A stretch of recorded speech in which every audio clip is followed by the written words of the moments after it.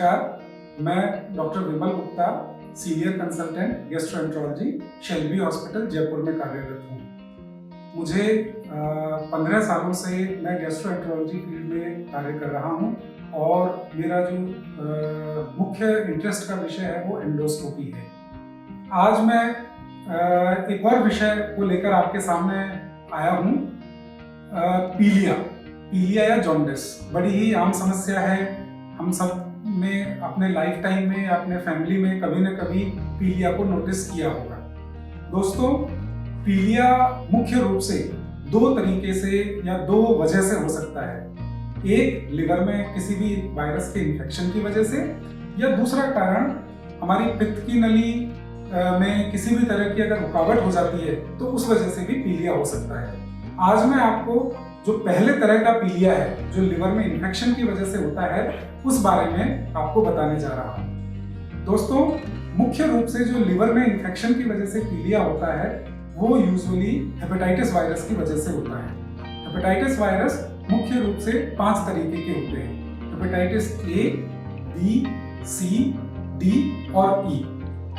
इनमें जो सबसे पहले तो मैं आपको ये बताना चाहूँगा कि ये वायरस के इन्फेक्शन होते कैसे हैं। दोस्तों, हेपेटाइटिस ए और ई का जो इन्फेक्शन है वो दूषित भोजन या दूषित पानी का सेवन करने की वजह से होते हैं, जबकि हेपेटाइटिस बी, सी और डी जो होते हैं वो मुख्य रूप से 3 तरीके से ट्रांसमिट होते हैं। नंबर 1, अगर कोई व्यक्ति इन तीनों में से किसी वायरस से संक्रमित है और उसका ब्लड किसी नॉर्मल इंसान के संपर्क में आता है तो उसको इन वायरसेस का इन्फेक्शन हो सकता है। नंबर 2, यदि गर्भावस्था के दौरान मदर को हेपेटाइटिस बी, सी या डी है तो वो पैदा होने वाले बच्चे को ट्रांसमिट हो सकता है। और नंबर 3, सेक्सुअल ट्रांसमिशन, यानी अगर एक पार्टनर को हेपेटाइटिस बी, सी या डी का संक्रमण है तो वो दूसरे पार्टनर में सेक्सुअली ट्रांसमिट हो सकता है।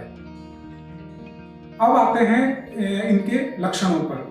मुख्य रूप से जब इन वायरसेस का अक्यूट इन्फेक्शन होता है तो रोगी को भूख कम लगना, उल्टी होना, शरीर में दर्द होना, बुखार आना और आंखों का पीलापन, त्वचा का पीलापन और पेशाब का पीलापन, ये लक्षण करके मरीज डॉक्टर के पास आता है।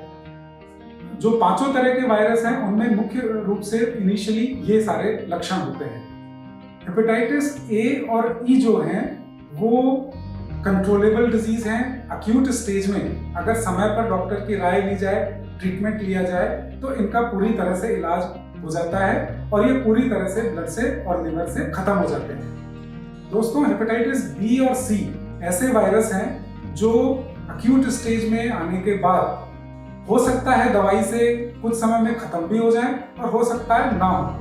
अगर ये लंबे समय तक हमारे लिवर और खून में इनका संक्रमण रहता है तो इस स्टेज को हम क्रोनिक हेपेटाइटिस बोलते हैं। इसीलिए मेरी आप सबको ये सलाह है कि अगर आपको पीलिया होता है तो तुरंत डॉक्टर को दिखा के डायग्नोज करवा के उसका ट्रीटमेंट शुरू करें ताकि ये बीमारी क्रोनिक स्टेज में नहीं जा सके। अल्टीमेटली अगर हेपेटाइटिस बी और सी लंबे समय तक लिवर में इन्फेक्शन उनका रहता है, लंबे समय तक रहते हैं, क्रोनिक हेपेटाइटिस हो जाता है तो अल्टीमेटली वो लिवर को डैमेज भी कर सकते हैं। इस अवस्था को हम सिरोसिस ऑफ लिवर कहते हैं और फिर भी अगर हम उसका ट्रीटमेंट नहीं लेते हैं तो अल्टीमेटली ये लिवर में कैंसर भी पैदा कर देता है।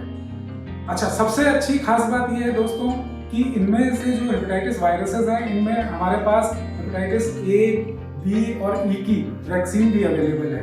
अतः मैं आपसे निवेदन करता हूं कि समय रहते इन वायरसेस की वैक्सीन हमें लगवा लेनी चाहिए ताकि हमें इनका इन्फेक्शन ही ना हो। और अगर बाय द वे इन्फेक्शन हो भी जाता है तो इन वायरसेस का ट्रीटमेंट अवेलेबल है, लेकिन समय रहते दिखाना और समय रहते इलाज लेना, ये इस बीमारी में अत्यंत आवश्यक है। धन्यवाद दोस्तों।